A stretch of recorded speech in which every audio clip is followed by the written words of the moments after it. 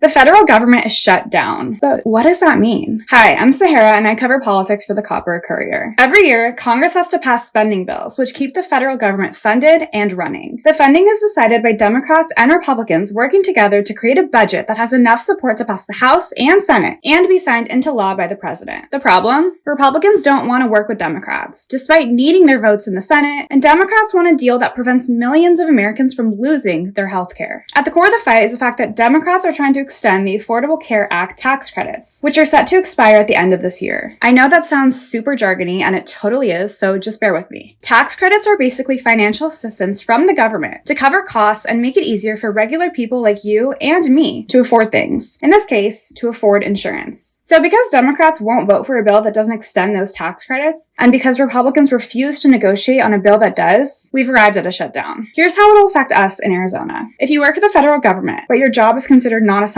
like maybe you work as administrative staff at the IRS, or you work at a national park, then you will probably be furloughed, which means you're dismissed without pay until the shutdown ends. So think of single moms struggling to make ends meet, or just a working class federal worker who needs money to survive, but they can't because Congress is fighting. Essential employees like TSA agents or air traffic controllers, for example, are still expected to work, but without pay. They do receive back pay once the shutdown ends, but if your rent is due or you have a car payment, you can't really count on a paycheck coming weeks later once the government decides to clock in again. Now that we're at a shutdown, Arizonans could see our national parks close. The last time this happened, the Grand Canyon would have been impacted, but former Governor Doug Ducey used state money to keep it open, which cost us over $60,000 a day. It's expensive. An extended government shutdown could cause disruptions to SNAP, which is food assistance, Head Start childcare programs, and other federal benefits. Have any other questions about the shutdown? Ask us in the comments and stay tuned, and we'll keep you updated as the shutdown unfolds.